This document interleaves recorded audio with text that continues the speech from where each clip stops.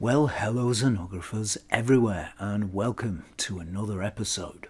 I love getting new vintage lenses through the post, and I especially like getting lenses like this one. It's the Nikon Nikkor 85mm f2. I've got a couple of other lenses in this focal length, the Jupiter 9 85mm f2 and the Helios 40 85mm f1.5, and I've come to really like this focal length. It's got more reach than a 50mm, but it's not too long. I was very keen to try this little Nikon out, partly to see how it compares against the two Russian lenses, but also because I've not used many Nikon lenses, so for me it's a step into new territory. The first thing that strikes you is how small the lens is. It really is tiny. It's about the same size as most of my 50mm lenses, and it's quite a bit smaller than the Jupiter 9. It's in great condition too. That lovely big front element is unmarked. Focus and aperture rings move very freely, and I do rather like the coloured aperture markings that match markings on the depth of field scale. Minimum focus distance is 85 centimeters, but as this lens has a bit of reach, I don't suppose that will matter too much. Nikon lenses are known for their high quality, and one area where this one lives up to that reputation is in its rendering of colour. It seems to be slightly on the cool side, and colours are rich, deep and strong. It doesn't seem to favour any particular colour over any other. The whole spectrum is rendered equally nicely, and blues, greens, reds and yellows, and all combinations thereof, are punchy, vivid and strong, generally rather stronger than the Jupiter 9 and, surprisingly, the Helios 40. Both the Russian lenses are shifted a little more towards the cooler end of the spectrum, but the Nikon gives more naturalistic colours that are more vibrant, more alive and just that bit more pleasing. This little Nikon has excellent contrast too, which I think helps to give that strong colour rendering.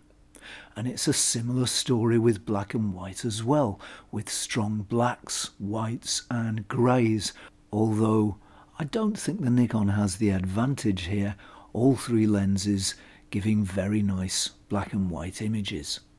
Although the Nikon has strong contrast, it does fall away if there's a light source in the frame.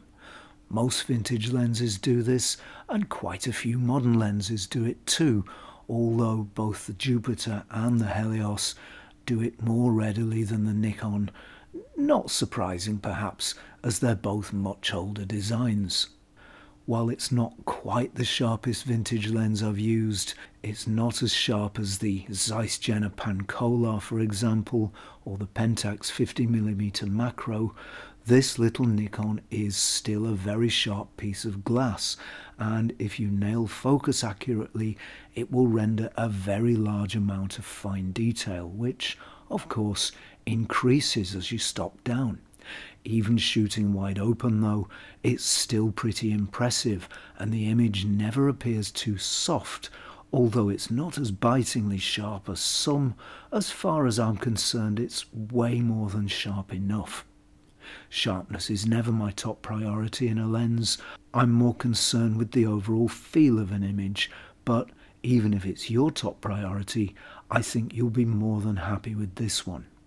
Perhaps predictably, the Jupiter 9 is a little softer than the Nikon, though not by much, and given its 30s origins, it holds up very well.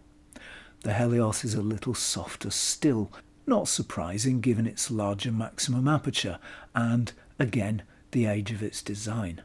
The Nikon makes some lovely background blur. It's very smooth, creamy and dreamy. In fact, it's some of the smoothest I've seen from any vintage lens.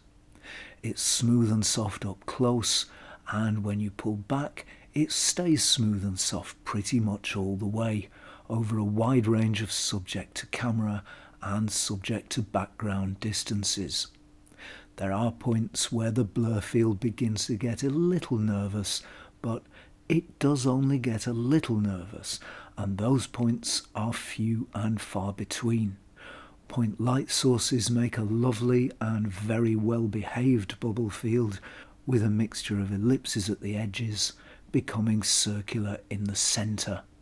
The Jupiter 9 gives smooth blur up close too, but at different distances it becomes harsher more readily as those sonar bubbles stack up on top of each other. The Helios too is smooth enough up close, but this lens is known for its wacky bokeh, and it too readily becomes harsher than the Nikon. I'm very impressed with this little Nikon, and I love the images it makes. I wasn't sure whether to include the two Russian lenses in this video, as they're much older designs and in some ways it's not a fair test.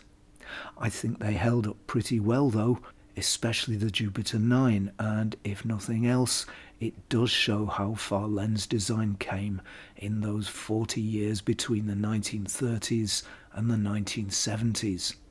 The Jupiter and the Helios are both nice lenses, and I still really like them, but I can't deny the Nikon has something they don't.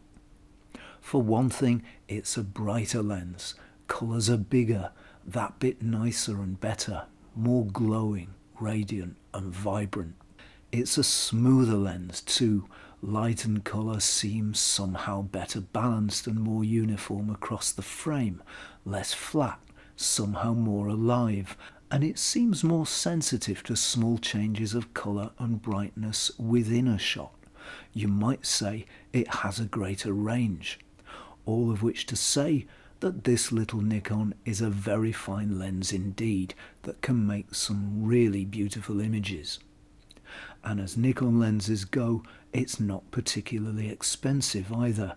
I bought this one recently for £80, and when you consider the quality of the images it makes, I'm very happy indeed with that purchase. So that's it from me for now. Please don't forget to like, subscribe and ring the bell before you go. And if you like this channel and you want to support it, you can do so at patreon.com/Zenography. As ever, thank you very much for watching, and I will see you next time for some more Zenography.